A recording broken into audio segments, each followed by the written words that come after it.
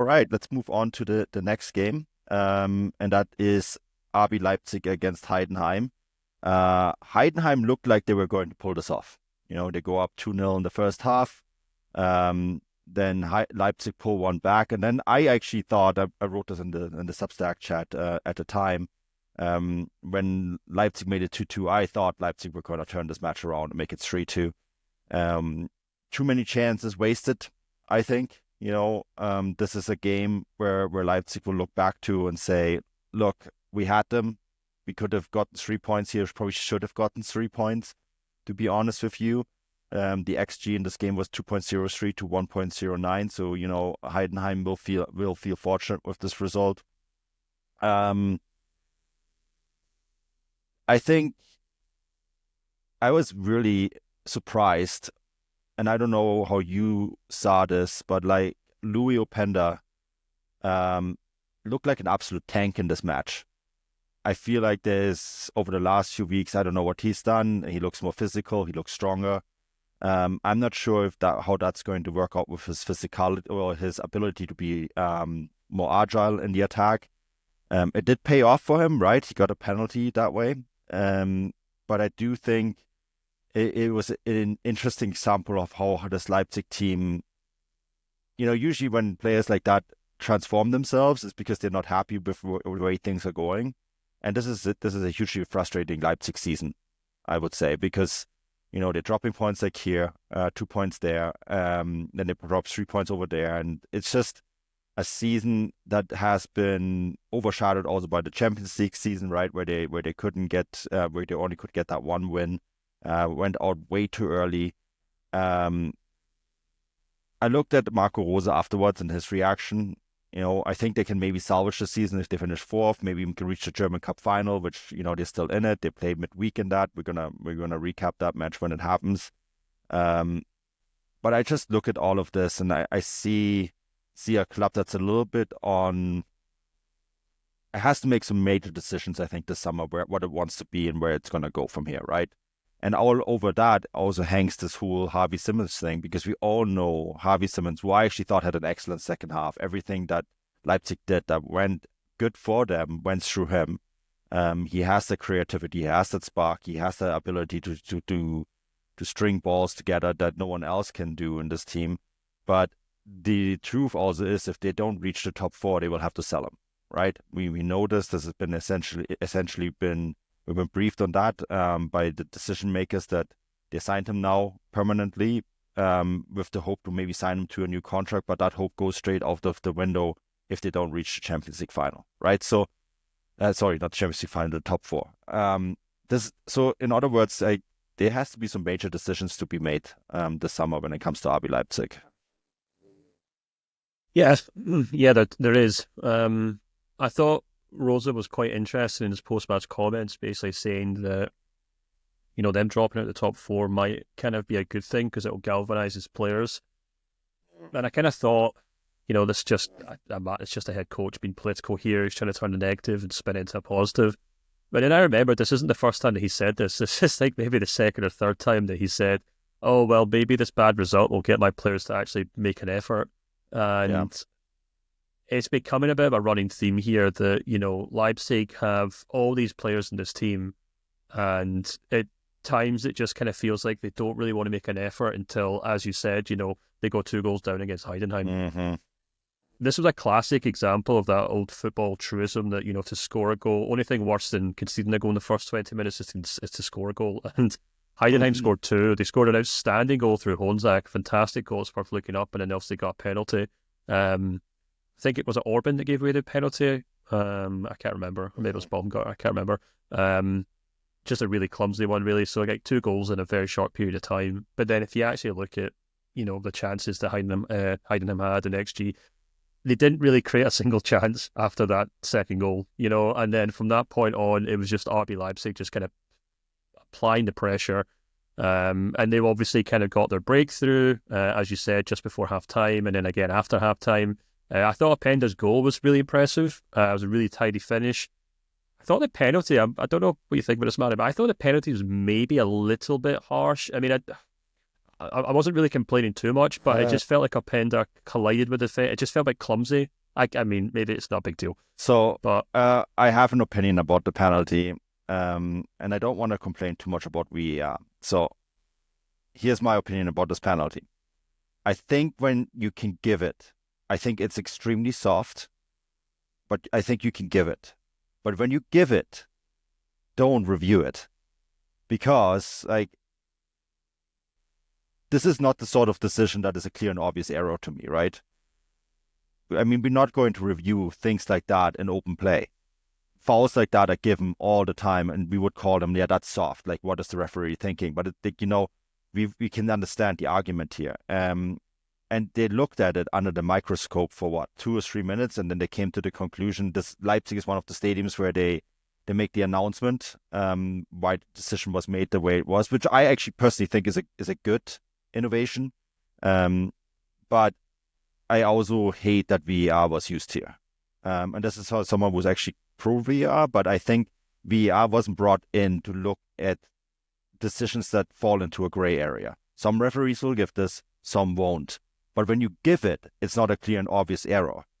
That's not what we brought VAR in. We brought VAR in so because someone, let's say Openda goes into the box and someone slams the elbow in his face, right? And no one sees it, and it's a massive foul, and the play goes on. That's what VAR was brought into, because the referee didn't see someone slamming the elbow in his face, right? That is what it is there for. It's not there to review something that you put 10 referees in the room and it will be a 50-50 split. How are you supposed to review this, right? Because the guys that sit in the Kölner bunker, I bet you half the guys sitting in front of the monitor have a different decision on that. That is the main problem right there. It also felt to me like, I can't remember who the defender was actually made the challenge there. I think about it. I could quickly check actually. But it felt to me like the kind of, actually I've got it here actually, let me quickly check. Yeah, Sears-Lieben. It felt to me like the kind of challenge that he made on on Openda, was exactly what goalkeepers do like 10 times a game when they come to catch a ball in the box.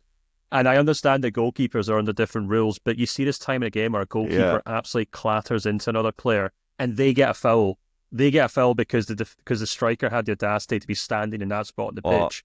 I'm smiling here because I did this all the time. I know you do, and I know you're part of the goalkeeping. You're part of the goalkeepers union, and you're going to defend them. But that drives me up the wall.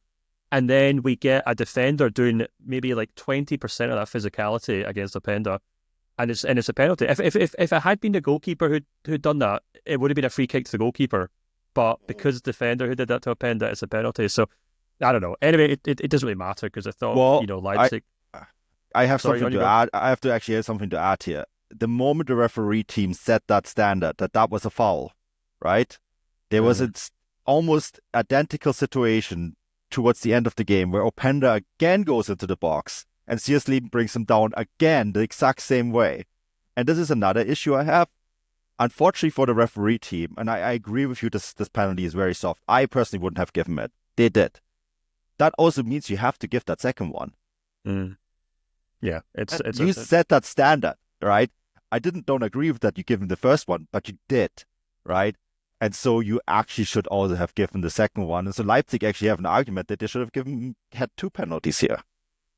What it comes down to is bad refereeing, really. Yeah, and bad use of the VAR, and it's something we've been complaining about from the get-go. It's not meant to re-referee games, but that's what it's being used as, and it's a problem.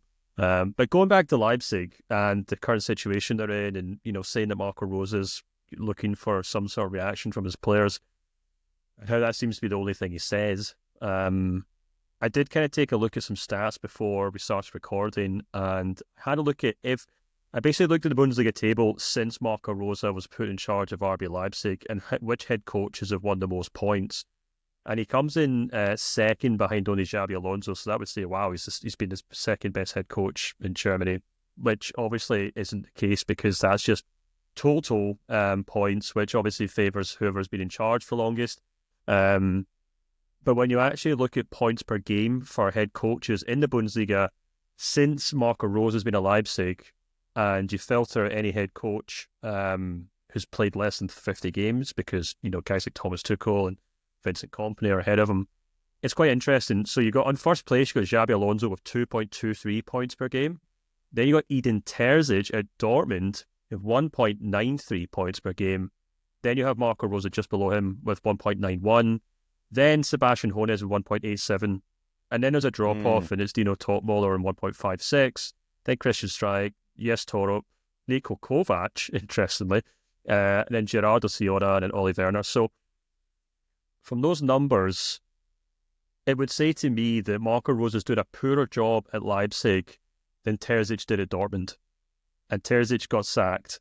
And he's only doing a slightly better job than Sebastian Hoeneß is doing at Stuttgart. But he obviously has far much more money to spend. And although Leipzig have lost big players, so have Stuttgart, and it's also worth pointing out that Leipzig do still have the second most expensive squad in the Bundesliga, as in how much money was spent to sign all those players. So Yeah. I just feel like those numbers are really quite underwhelming, to be perfectly honest with you. If he was second only to Xabi Alonso, I'd be saying, okay, fair enough, he's doing what he can. But the fact that he still hasn't managed to match what Terzic did at Dortmund, and he'll probably finish the season below Sebastian Hoeneß, and even like Dino Topmoller's catching up with him, I just kind of feel like we're getting to this point where Rosa, it happened at Gladbach, it happened at Dortmund, and now it happened at Leipzig, where the buzz just kind of wears out. And, someone actually asked me on social media this weekend, because I was moaning about Leipzig. I said, I'm frankly just a bit fed up with Leipzig for one season. A silly club, a silly drink, and a waste of my time. This was obviously when they were 2-0 down. They came back for some sort of degree, but someone did ask, do you think they'll sack Rosa in the summer? And I said, I wouldn't be surprised. I wouldn't be surprised if Leipzig are just waiting to get to the end of the season, and then they can say, right, that bad season was because of Marco Rose, so we sacked him, and we're going to try something different next season. And I know they're not usually in the habit of sacking head coaches, but unless he can seriously change things and fix things, then it's hard to see what Rosa has done to keep his job at Leipzig. It's kind of getting to that point now, I think. Yeah, I do know that there's a summer review coming. Talking to people at the club, that can mean all sorts of things. We all know that Dortmund had the summer review, and the summer review led to very emotional discussions, and Edin Terzic essentially leaving early in the club, sacking him, right? I mean, these things can go in many different directions. By the way, that actually also happened to Marco Rose at Dortmund, right? The summer review ended poorly for him there too. These things can be quite charged, especially when club and coach have two different opinions on how they should progress from those review sessions, right? And often it comes down to what players need to be signed, how much money needs to be spent, the potential of the squad. I mean, looking back at the Dortmund review, maybe Edin Terzic actually had a point, right? And it's going to be interesting to see what's going to happen with that review at Leipzig. We have to also remember there's someone else who now has a very heavy word in all of that, and that's Jürgen Klopp. He is currently busy working with that club in Japan that they purchased, and trying to get things going there. But come the summertime, because I don't think he has any interest in making major changes at the moment, because it would be just reactionary. But come the summertime, I can see there being a very big review on how to progress with the most important team in the Red Bull empire, right? I mean, this is the bottom line here. This is the team. The Red Bull's dream of winning the Champions League, Leipzig is the team that can do it. There's no other team in that empire at the moment that has the possibility of doing it. And that is, a goal that when Red Bull started investing into football, they openly voiced that one day to win the Champions League. So I can see there being a pretty significant review in which some major decisions are being made. And as you were talking about all these different coaches, the one name that always sticks out is Sebastian Hoeneß, right? I mean, in my opinion, he and Xabi Alonso stand above everyone else when it comes to coaching in Germany. Sebastian Hoeneß, of course, I think he's doing in some ways an even more difficult job than Alonso, because of the constraints that he has in Stuttgart are so much more significant than what Leverkusen face, right? And I think that I say there is days where maybe Sebastian Hoeneß is actually a better coach than Javi Alonso, right? He will never get that reputation because he hasn't won anything significant yet. But I know they drew this weekend, but they're still in the hunt for a Champions League spot. And if they reach top four this year again, I mean, that would be massive for a club like them. And I can see someone like Leipzig say, that Sebastian Hoeneß guy is pretty good, eh? Like maybe he could do a job here. And he probably could with the resources that they have. Yeah, absolutely. I mean, the only question is whether he'd want to go to Leipzig, I suppose, at this moment in time. I mean, he was with Red Bull before, right? If I remember his bio correctly, I'm pretty sure there is Red Bull somewhere in there. Yeah, I think he was there as a youth coach, maybe. I think he's also been at Bayern, surely. Yeah, he has, hasn't he? Yeah, of course.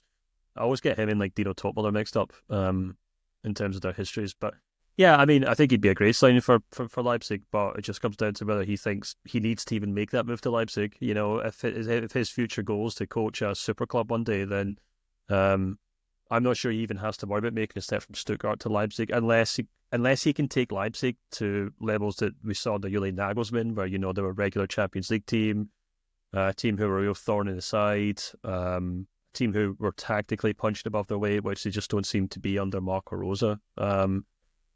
But he might think that, I'm already juggling, so many things at Stuttgart because we have to sell our best players every year. Why would I go to a club like Leipzig where it's just the exact same but even harder to retain that squad? So, yeah, well, I guess I have to wait and see with that one. But if I was a Stuttgart fan, I wouldn't be too worried just yet. No, I think lots of clubs want Sebastian Hoeneß, but I also think Sebastian Hoeneß is quite happy with where he's at.